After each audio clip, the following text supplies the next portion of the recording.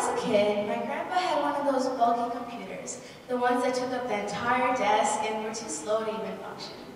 Anyway, whenever I went to his house, I would open the Paint app. Well, what's the Paint app? It doesn't exist anymore because Bill Gates decided to change Windows. But anyway, I used to use it all the time. I would draw pictures with it. And whenever I went to his house, I would take the rectangle tool and I would draw a bunch of rectangles, the second one smaller than the first, creating this pattern of concentric rectangles.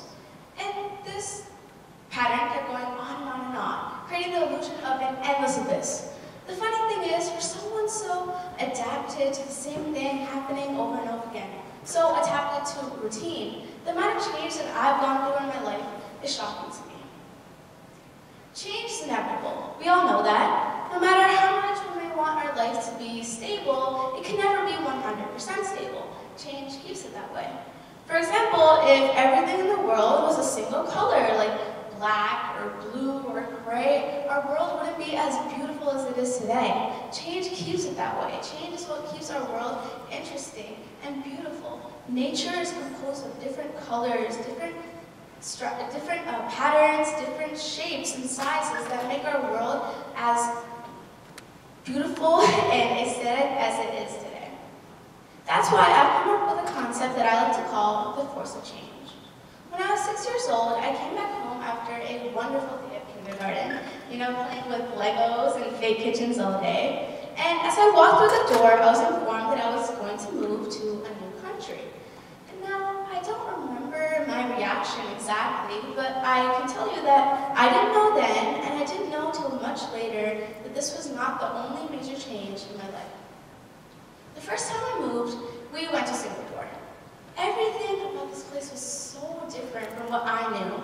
The people there, the languages they spoke, the food they ate, the cultures and the religions they followed, was something I wasn't used to. For example, the climate there was always hot and humid year-round, like the weather in July in New York. And before this, I thought that every single place in the world had 4 different seasons. That's just one example to show you that the world was not what I thought it was. After Singapore, my family and I moved to India. Before this, I went to public school in New Jersey, and I expected public school in India to be the same. But it was not the same. It was completely different. It was actually private school, but they called it public school. They were extremely strict. They expected us to wear uniforms, and they had so many expectations of these 7-year-olds that I felt like I just joined the military. I don't know if it was my stubbornness to not like this place at all, or my ignorance as a little kid, but soon enough, we were moving back to India because it was hard for me to it was hard for me to see that people in this place actually cared for me. Back to New Jersey, 2nd grade flew by, and as 3rd grade was approaching the 100th day of school, I learned that we were moving once again. And maybe it was my age as a 9-year-old in 2012, or maybe it was my abilities to see things for more than what they appear to be, but I started to see the colors in this country. Indian culture was so vibrant. People rejoiced for everything. A victory in your neighbor's house was a triumph for you. It was like a rope connected each and every single person together, even if the person next to you was a stranger. Throughout these 3 years, I was able to travel to different parts of the country.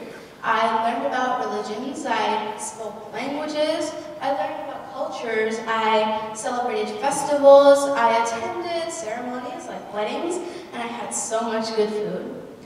But the time to say goodbye came once more. And the surprising thing was, it was as hard for me to say goodbye to my friends and family in India as it was for me when I left New Jersey. And now, here I am, 4 years after everything. The force of change gave me so much knowledge about different education systems, business practices, industries, and each country's economic strength and weakness factors. The world seems to be building its own cultural fabric, but by using different kinds of threads. Like Thomas Friedman says, our world is marching towards a common theme, and we can see that with the international establishments of Starbucks, McDonald's, IKEA, but at the same time, they're all so different. the BLT sandwich that you buy at Subway isn't the same as the aloo tikki sandwich that you get in India. By living in these two lands, I learned the importance to embrace the change in your life, research and excavate the cultures and the specialty and rarity in their backgrounds.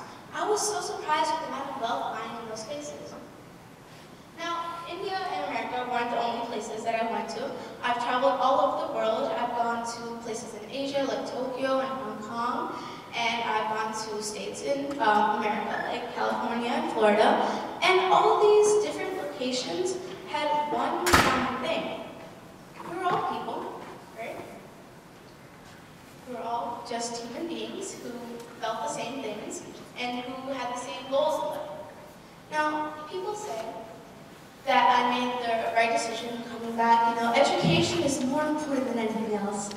Other people say, you should have stayed back in India. You know, your family is the most important thing in the world. They care about you so much. Why did you choose to come here? But every single time I tell someone my story, they ask me a single question. Which place do you like better?